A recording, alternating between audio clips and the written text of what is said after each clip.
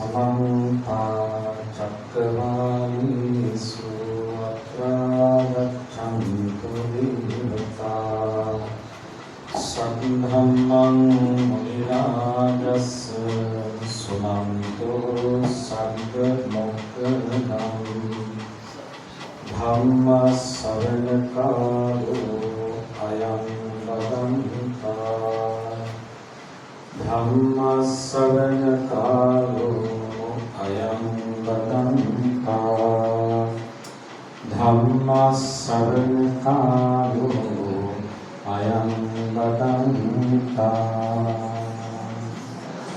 नमो तस्स भगवतो अरहतो सम्मा सम्बुद्धस्स नमो तस्स भगवतो अरहतो सम्मा सम्बुद्धस्स नमो तस्स भगवतो अरहतो सम्मा सम्बुद्धस्स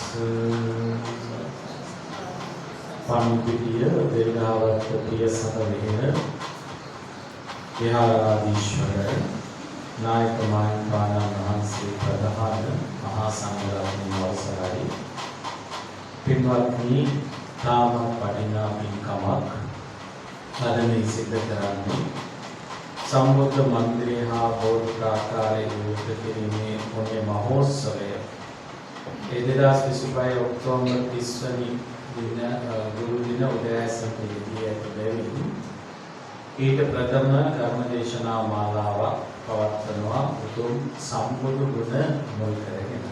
ඉතින් අදට නියමිත බුදු ගුණය තමයි සම්මා සම්බුදු බුදු ගුණය. මේතු නවආරාදී බුදු ගුණ දන්නවා.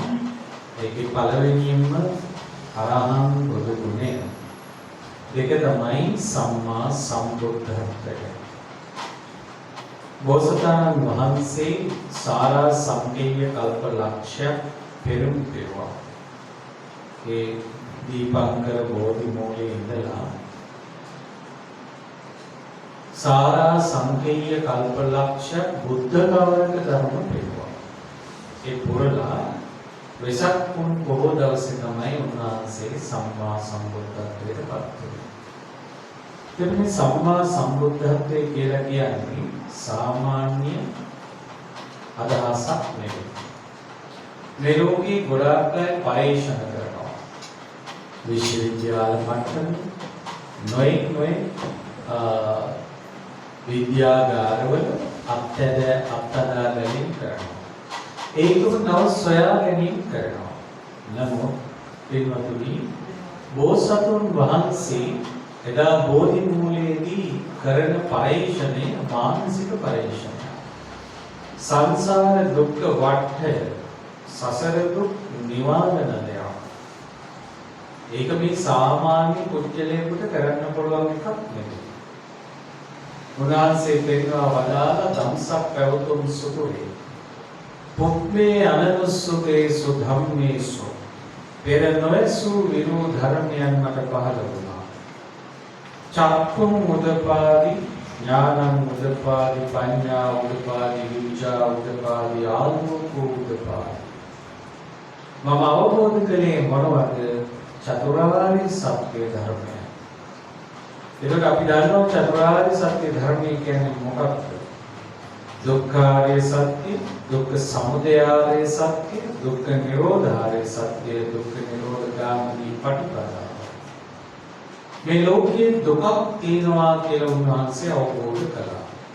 මේකේ පළවෙනිම කියනවා කතමංච වික්ඛවේ දුක්ඛං අරිය සත්‍යං. මහණෙනි මොකක්ද මේ දුක? නැමැති ආර්ය සත්‍ය. ජාතිපි දුක්ඛං ඉපදීම දුකයි. ජරාපි දුක්ඛං ජරාවට පත්වෙන එක දුකයි. ව්‍යාධිය ලෙඩ රෝග වලට භාජනය වෙන එක දුකයි. මරණයට පත්වෙන එක දුකයි. ප්‍රිය විප්‍රයෝගෝ දුක්ඛෝ තමන් ඇසුරු කරන ප්‍රිය අය වෙන්න යාම දුකයි.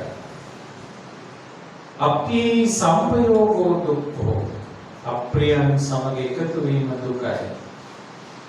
යම් පින්චං ගලපති තම් දුක්ඛං කැමැති දේ නෙළවීමේ දුක මහණනි කෙටියෙන් කිව්වොත් අපලවල කිව්වොත් මේ පංච උපාදානස්කන්ධයයි දුක. දැන් අර ටික ඔක්කොම කියලා ඉවර වෙලා අවසානයේ කියනවා මහණෙනි මේකේ හකුලවල කිව්වොත් කෙටි කරලා කිව්වොත් රූප වේදනා සංඥා සංඛාර විඥාන කියන ස්කන්ධ පංචකයේ දුකයි. දැන් මේ අපේ ජීවිතේ කේන්දරය. මේ තමයි සියලු සසර සත්‍යයේ ස්වභාවය. මේක පිටින් කේන්දර ඕනේ.